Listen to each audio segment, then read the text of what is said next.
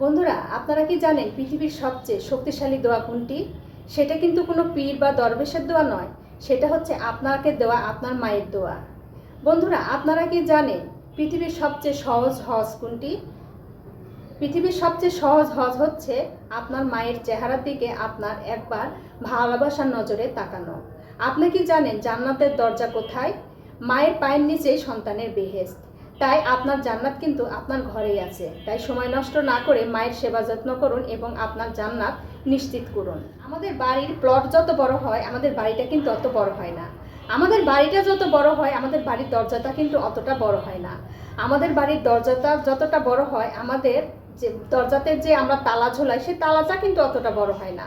তালাটা যতটা বড় হয় চাবিটা কিন্তু অতটা বড় হয় না। কিন্তু এই ছোট্ট চাবিটাই কিন্তু পুরা বাসাকে নিয়ন্ত্রণে রাখে। তাই ছোট বলে কিন্তু কাউকে অবহেলা করবেন না। বন্ধুরা, আপনারা কি জানেন পৃথিবীর সবচেয়ে শক্তিশালী দোয়া কোনটি? সেটা কিন্তু কোনো পীর বা দরবেশের দোয়া নয়, সেটা হচ্ছে আপনাকে দেওয়া আপনার মায়ের দোয়া। বন্ধুরা, আপনারা কি জানেন পৃথিবীর সবচেয়ে সহজ হজ কোনটি?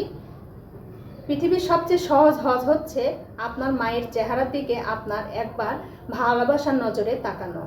আপনি কি জানেন জান্নাতের দরজা কোথায়? মায়ের পায়ের নিচেই সন্তানের বেহেশত।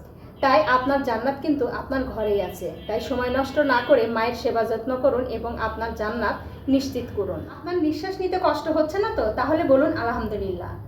কারণ হাসপাতালের বেডে লক্ষ লক্ষ মানুষ শুয়ে এক ফোঁটা অক্সিজেনের জন্য কিন্তু ছটফট করছে। আপনার মাথার উপরে ছাদ আছে তো? তাহলে বলুন আলহামদুলিল্লাহ।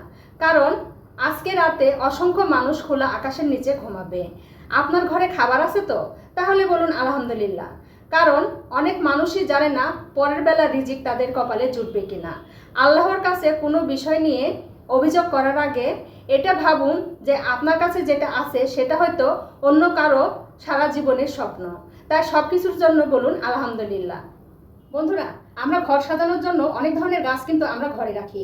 এই গাছগুলো ঘরে রাখার সময় কিছু কিছু সিলেক্টিভ গাছ যদি আমরা ঘরে রাখি তাহলে আমাদের ঘরের পরিবেশ কিন্তু সুন্দর হবে। যেমন ল্যাভেন্ডার গাছ, ল্যাভেন্ডার গাছের গন্ধ কিন্তু আমরা সবাই পছন্দ করি, কিন্তু আমাদের ঘরে যে মশাগুলো থাকে সেই মশাগুলো কিন্তু এই ল্যাভেন্ডার গাছের গন্ধ সহ্য করতে পারে না। তাই একটা ল্যাভেন্ডার গাছ যদি আপনার বারান্দায় থাকে তাহলে আপনার বাসার যত মশা আছে সব পালিয়ে যাবে। এছাড়া বন্ধুরা, স্পাইডার প্ল্যান্ট, এই স্পাইডার প্ল্যান্ট যদি আমরা ঘরে রাখি, এই স্পাইডার প্ল্যান্ট আমাদের ঘরের দূষিত বাতাস শোষণ করে এবং আমাদের ঘরের বাতাসকে পরিশুদ্ধ করে।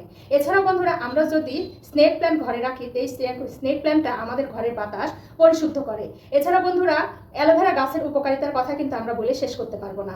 এই অ্যালোভেরা গাছ যদি আমরা ঘরে রাখি তাহলে আমাদের অনেক উপকার হবে। অ্যালোভেরা আমরা চুলে ব্যবহার করি, আমাদের ত্বকে ব্যবহার করি, আমরা খাওয়ার কাজেও ব্যবহার করি। এছাড়া কোনো জায়গায় কেটে গেলেও কিন্তু আমরা অ্যালোভেরা ব্যবহার করে থাকি। তাই অ্যালোভেরা গাছ কিন্তু আমরা ঘরে রাখতেই পারি। এই গাছগুলো যদি আপনারা ঘরে রাখেন তাহলে আপনার সৌন্দর্যের পাশাপাশি কিন্তু উপকারিতাও হচ্ছে।